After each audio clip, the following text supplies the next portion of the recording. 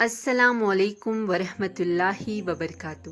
حضرت محمد صلی اللہ علیہ وآلہ وسلم نے فرمایا، 4 چیزیں رزق میں اضافہ کرتی ہیں، 4 چیزیں رزق کو ختم کر دیتی ہیں۔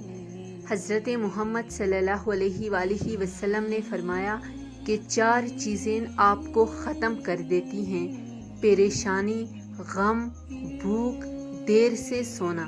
نبی کریم صلی اللہ علیہ وآلہ وسلم نے فرمایا، 4 چیزوں سے چہرے کی رونق ختم ہو جاتی ہے اور خوشیاں چلی جاتی ہیں: جھوٹ بولنا، عزت نہ کرنا یا غلط بات پر اصرار، بغیر جانے بحث کرنا، کسی غلط چیز کو بنا خوف کے کر گزرنا۔ آقائے دو عالم صلی اللہ علیہ وآلہ وسلم نے فرمایا کہ 4 چیزیں انسان کے چہرے کی رونق کو بڑھا دیتی ہیں، چہرہ روشن اور منور ہو جاتا ہے: پرہیزگاری، وفاداری، رحم دلی، دوسروں کے بغیر کہے ان کی مدد کرنا۔ حضرت حذیفہ رضی اللہ تعالیٰ عنہ نے بیان کرتے ہیں کہ میں نے حضور نبی کریم صلی اللہ علیہ وآلہ وسلم سے سنا، آپ صلی اللہ علیہ وآلہ وسلم نے فرمایا، ایک آدمی کی جب موت کا وقت آیا اور وہ اپنی زندگی سے مایوس ہو گیا تو اس نے اپنے اہل و عیال کو وصیت کی، جب میں مر جاؤں تو میرے لیے بہت سا ایندھن اکٹھے کر کے آگ جلانا اور مجھے جلا دینا۔ جب آگ میرے گوشت کو جلا کر ہڈیوں تک پہنچ جائے تو میرے جسم کو لے کر پیس ڈالنا اور کسی گرم ترین دن میں یا جس روز تیز ہوا چلے تو میری راکھ کو دریا میں ڈال دینا۔ پس اللہ تعالیٰ نے اس کے اجزاء کو جمع کیا اور فرمایا، تو نے ایسا کیوں کیا؟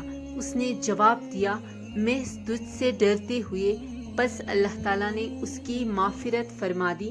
حضرت ابو ہریرہ رضی اللہ تعالیٰ عنہ سے روایت ہے کہ حضور نبی کریم صلی اللہ علیہ وآلہ وسلم نے فرمایا، ایک شخص جس نے کوئی نیکی نہیں کی تھی کہا، جب وہ مر جائے تو اسے جلا دیا جائے، پھر اس کی آدھی راکھ خشکی میں اور آدھی سمندر میں بہا دی جائے، کیونکہ خدا کی قسم اگر اللہ تعالیٰ نے اس پر قابو پایا تو ضرور اسے اتنا عذاب دے گا جتنا ساری دنیا میں کسی کو عذاب نہ دیا ہوگا۔ سو اس کے اہل خانہ نے ایسا ہی کیا۔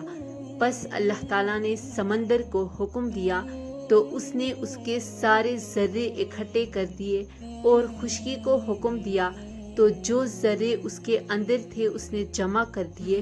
پھر اس سے دریافت فرمایا، تو نے ایسا کیوں کیا؟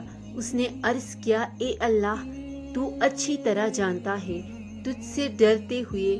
پس اللہ تعالیٰ نے اسے بخش دیا۔ اگر میری ویڈیو اچھی لگی ہو تو اس چینل کو سبسکرائب کرنا مت بھولیے گا۔ جزاک اللہ۔